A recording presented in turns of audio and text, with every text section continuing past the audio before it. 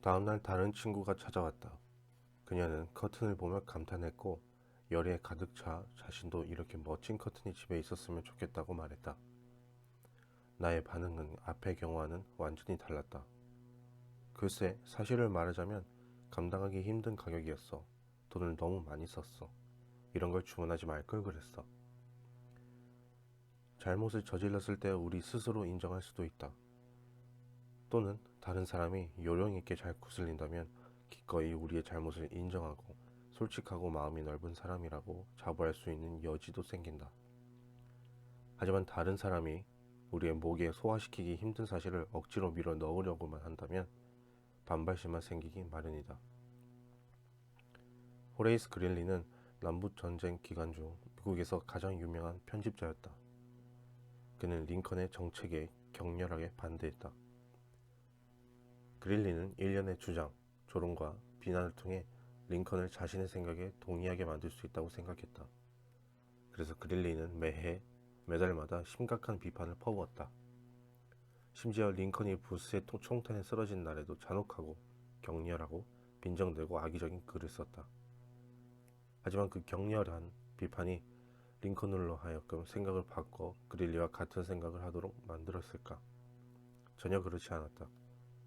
조롱과 비판은 절대로 그런 결과를 도출해낼 수 없다. 사람을 다루고 당신 자신을 관리하고 성격을 개선하는 데 대한 훌륭한 제안을 원한다면 벤저민 프랭클린의 자서전을 읽어보라. 이제까지 본 전기 중에서도 가장 흥미롭고 미국 문학에서 고전이라고 할 만한 책이다. 공공도서관에서 대출하든지 서점에서 한 권 구매하라. 근처 서점이 없으면 직접 주문해도 좋다. 자서전에서 벤저민 프랭클린은 자신이 어떻게 논쟁이라는 나쁜 습관을 버리고 미국 역사상 가장 유능하고 상냥하고 사람들을 잘 사귀는 사람이 될 수 있었는지를 들려준다. 벤저민 프랭클린이 실수나 저지르고 다니는 젊은이였던 어느 날 퀘이커교 신도였던 오랜 친구 한 명이 그를 불러내 다음과 같은 날카로운 진실을 들려줬다고 한다.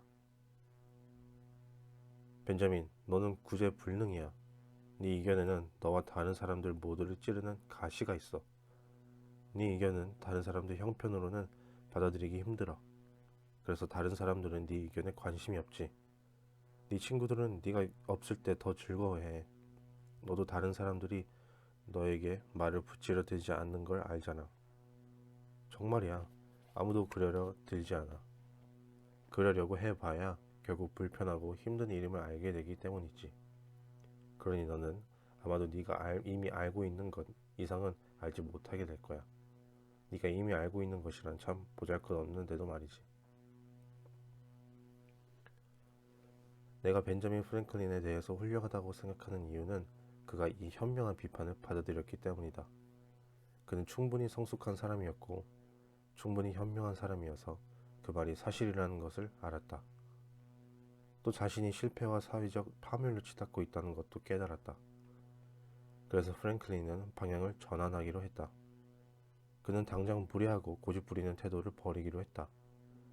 다음은 프랭클린의 말이다. 나는 다른 사람의 감정에 직접적으로 반대하는 행동과 말을 삼가기로 했다. 내가 확신하고 있는 말들로 삼가기로 했다.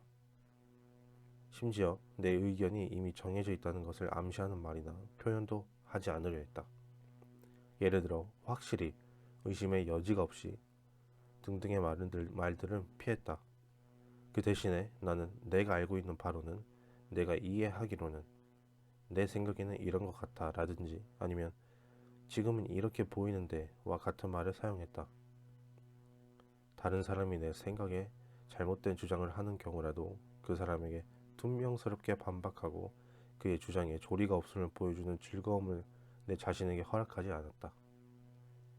그 사람에게 대답할 때는 어떤 경우와 상황에서는 그의 의견이 옳을 수도 있다는 이야기부터 먼저 꺼냈고, 그런 뒤 이 경우엔 내가 보기엔 조금 다를 것 같다는 식으로 이야기했다.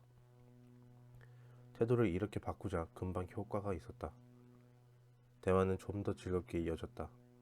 의견을 제시하며 겸손한 태도를 취했더니 사람들은 그 의견을 좀 더 쉽게 별다른 반박 없이 받아들여 주었다.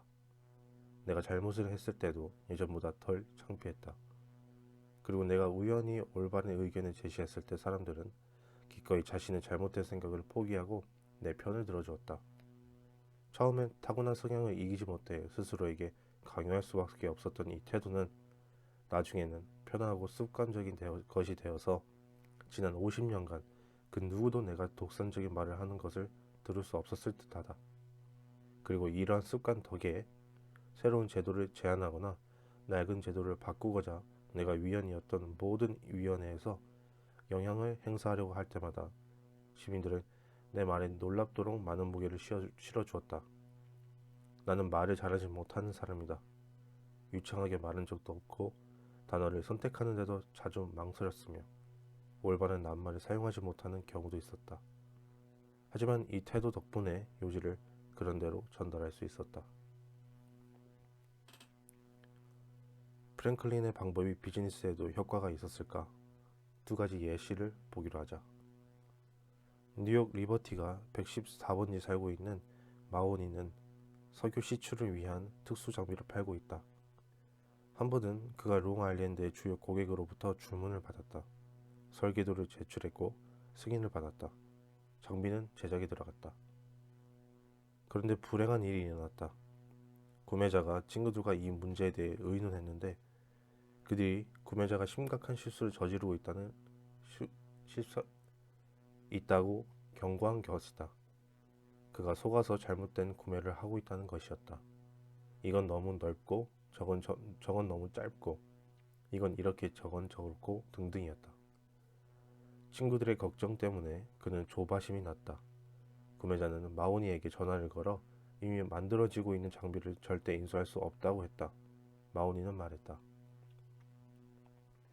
저는 여러 번 꼼꼼히 체크해 보았고 저희가 옳다는 걸 확신하고 있었죠. 구매자와 친구들이 잘 모르고 하는 소리라는 것도 알고 있었어요.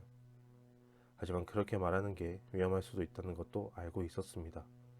저는 롱아일랜드로 구매자를 만나러 갔습니다. 사무실로 들어가니까 그 사람이 자리에서 벌떡 일어나 제게 다가와서 빠르게 이야기하더라고요. 흥분이 과해서 이야기를 하면서도 주먹을 휘둘러댔습니다. 저와 제가 만든 장비를 비난하곤 끝으로 이렇게 말했습니다. 자, 이제 어떻게 하실 겁니까? 저는 침착하게 그가 원하는 모든 것을 해주겠다고 했습니다. 당신이 구매자입니다. 그러니 당신이 원하는 것을 가질 자격이 있으시죠. 하지만 누군가 책임은 져야 합니다. 혹 고객님이 옳다고 생각하시면 설계도를 주십시오. 이 일을 하는데 이미 $2,000를 썼지만 그건 잊어버리기로 하죠.